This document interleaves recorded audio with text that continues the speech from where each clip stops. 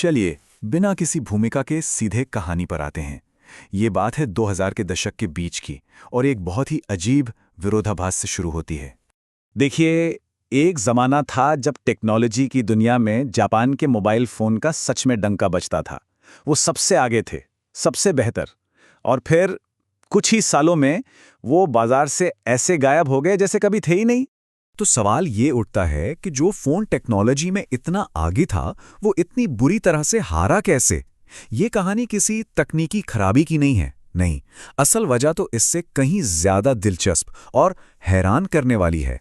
अच्छा, अब जरा इन दोनों के बीच का फर्क देखिए। एक तरफ था जापान का गाराके फोन। इसमें मोबाइल से payment, live TV, high definition camera, waterproofing और हफ्तों चलने वाली बैटरी, मतलब सब कुछ था। और दूसरी तरफ 2007 का पहला आईफोन, जिसमें इनमें से लगभग कुछ भी नहीं था। तो कागज पर तो ये कोई मुकाबला था ही नहीं। गाराके हर मामले में मीलों आगे था। तो फिर गलती हुई कहाँ? इस रहस्य का पहला सुराग छिपा है फोन बनाने के दो बिल्कुल अलग अलग नजरियों में। जापान के जो खास फीचर फोन थे, जिन्हें गाराके कहते हैं, उनका फलसफा था परफेक्शन। कंपनियां क्या करती थीं? वो ग्राहकों की हर छोटी बड़ी बात सुनती थीं और फोन में नए नए फीचर जोड़ती चली जाती थीं। उनका बस एक ही मकसद था, एक ऐसा डिवाइस बनाना जो अपने आप में बिल्कुल पूरा हो। और इसका नतीजा? एक बिल्कुल परफेक्ट तैयार उपकरण। मतलब एक ऐसा टूल जिसका हर इस्तेमाल पहले से ही कंपनी और मोबाइल नेटवर्क ऑपरेटर ने तय कर दिया था। इसमें अपनी मर्जी से कुछ नया करने की कोई गुंजाइश ही नहीं थी। और देखिए, इसी वजह से जब 2007 में जापानी लोगों ने पहली बार आईफोन को देखा तो उन्हें वो किसी पिछड़े हुए खिलौने जैसा लगा। मतलब बस असुविधाओं का एक बंडल। लेकिन यहीं पर तो असली खेल था। स्मार्टफोन एक तैयार प्रोडक्ट था ही नहीं, वो तो एक खाली बक्सा था। एक ऐसा प्लेटफॉर्म जिसे कोई भी डेवलपर, कोई भी इंसान अपनी ज़रूरत और अपनी कल्पना के हिसाब से भर सकता था। अब चलते हैं दूसरे और शायद सबसे अहम सुराग की तरफ। चलिए ये समझने की कोशिश करते हैं कि उस वक्त इंडस्ट्री की असली ताकत किसके हाथों में थी। गाराके की दुनिया में असली राजा थे मोबाइल नेटवर्क ऑपरेटर्स, यानी कैरियर्स। वही ये तय करते थे कि फ़ोन कैसा दिखेगा, उसमें कौन से फीचर होंगे और कौन से ऐप्स चलेंगे। फ़ोन बनाने वाली कंपनियां और डेवलपर्स वो बस उनके बनाए नियमों का पालन करते थे और कुछ नहीं। लेकिन स्मार्टफोन के आने से ये पूरा का पूरा पावर स्ट्रक्चर जड़ से हिल गया। ताकत का जो केंद्र था वो पूरी तरह से बदल गया और इन पुराने राजाओं की बादशाहत खतरे में पड़ गई। अचानक सत्ता मोबाइल ऑपरेटरों के हाथ से निकलकर ऑपरेटिंग सिस्टम यानी iOS और एंड्रॉयड के पास चली गई। असली वैल्यू अब फोन के हार्डवेयर में नहीं, बल्कि उन लाखों ऐप्स में थी जिन्हें दुनिया भर के डेवलपर्स बना रहे थे।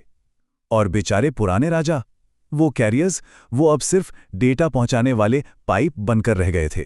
हमारा तीसरा सुराग हमें बताता है कि कैसे गाराके की जो सबसे बड़ी ताकत थी, वही उसकी सबसे घातक कमजोरी बन गई।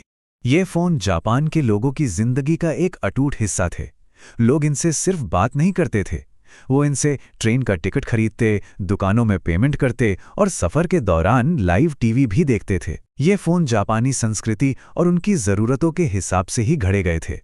जापान की हर छोटी बड़ी जरूरत को पूरा करने के चक्कर में उन्हें इतना ज्यादा ऑप्टिमाइज कर दिया गया कि वो अनजाने में बाकी दुनिया में हो रहे बदलावों और ग्लोबल स्टैंडर्ड से पूरी तरह कट गए। मतलब उन्होंने जापान के लिए एक परफेक्ट फोन तो बना लिया था, लेकिन ये फोन उस जापानी द्वीप के बाहर की दुनिया में जीने के लिए बना ही नहीं था। इसने एक नए ग्लोबल माहौल में टिके रहने की अपनी काबिलियत ही खो दी थी।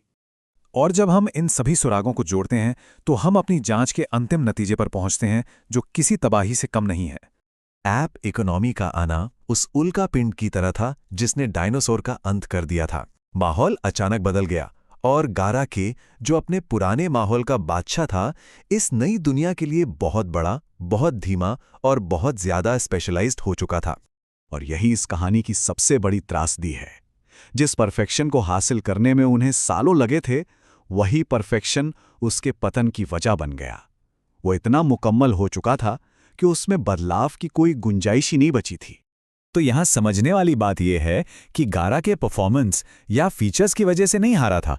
वो हारा क्योंकि उसके विकास का जो रास्ता था ना, वो एक बंद गली साबित हुआ। जबकि स्मार्टफोन ने उसने अनगिनत नए रास्तों का दरवाजा खोल दिया था। गाराके की ये कहानी सिर्फ एक फोन के बारे में नहीं है, ये इनोवेशन और बदलाव के बारे में कुछ बहुत ज़रूरी सबक सिखाती है, जो आज पहले से कहीं ज़्यादा मायने रखते हैं। इस कहानी का सबसे बड़ा सबक शायद यही है कि सिर्फ एक बेहतरीन प्रोडक्ट बनाना ही काफ़ी नहीं होता। एक प्रोडक्ट तो कुछ समय के लिए होता है, लेकिन एक इकोसिस्टम यानी डेवलपर्स, ऐप्स और यूजर्स का एक बढ़ता हुआ नेटवर्क वो लंबे समय तक जिंदा रह सकता है।